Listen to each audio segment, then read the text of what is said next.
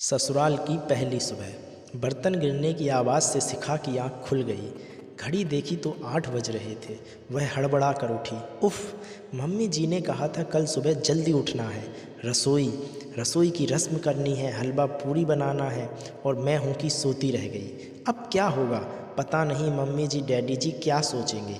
कहीं मम्मी जी गुस्सा ना हो जाए। हे भगवान, उसे रोना आ रहा था। ससुराल और सास का नाम का हौवा उसे बुरी तरह डरा रहा था। कहा था दादी ने, ससुराल है, जरा संभल कर रहना, किसी को कुछ कहने का मौका ना देना, नहीं तो सारी उम्र ताने सुनने पड़ेंगे।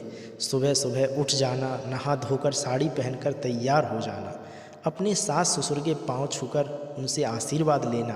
कोई भी ऐसा काम ना करना जिससे तुम्हें या तुम्हारे माँ बाप को कोई उल्टा सीधा बोले। शिखा के मन में एक के बाद एक दादी की बातें गूंजने लगीं। किसी तरह वह भागा दौड़ी करके तैयार हुई। ऊंची नीची साड़ी बांधकर वह बाहर निकल ही रही थी कि आईने में अपना चेहरा देखकर वापस भागी। ना बिंदी ना सिंदूर आदत नहीं थी तो सब लगाना भूल गई थी। ढूंढकर बिंदी का पत्ता निकाला, फिर सिंदूरदानी ढूंढने लगी। जब नहीं मिली तो लिपस्टिक से माथे हल्की सी लकीर खींचकर कमरे से बाहर आई। जिस हड़बड़ी में शिखा कमरे से बाहर आई थी वह उसके चेहरे से, उसकी चाल से झलक रही थी। लगभग भागती हुई सी वह रसोई में दाखिल हुई और वहां पहुंचकर ठिठक गई। उसे इस तरह हड़बड़ाते हुए देखकर सासू माँ ने आश्चर्य से उसकी तरफ देखा, फिर ऊपर से नीचे तक उसे निहार कर धीरे से मुस्कुराकर बोली, आओ बेटा, नींद आई ठीक से या नहीं।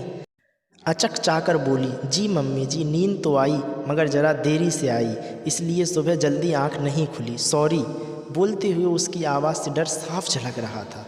सासू माँ बोली, कोई बात नहीं बेटा, नई जगह है, हो जाता है। शिखा हैरान होकर उनकी ओर देखने लगी, फिर बोली, मगर मम्मी जी, वो हलवा पूरी। सासू माँ ने प्यार से उसकी तरफ देखा और पास रखी हलवे की कढ़ाई उठाकर शिखा के सामने रख दी और शहद जैसे मीठे स्वर में बोली, हाँ बेटा, ये लो, इसे हाथ से छू कर दो। शिखा ने प्रश्न भरी निगाहों से उनकी ओर देखा।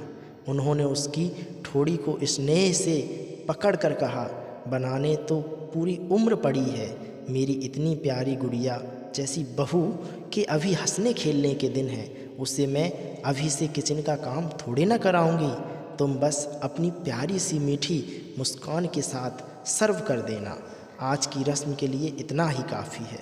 सुनकर शिखा की आंखों में आंसू भर आए। वह अपने आप को रोक ना सकी, लपक कर उनके गले से लग गई। उसके रुंधे हुए गले से सिर्फ एक ही शब्द निकला, माँ। दोस्तों, छोटी सी कहानी अगर पसंद आई हो तो चैनल को सब्सक्राइब करें। नमस्कार।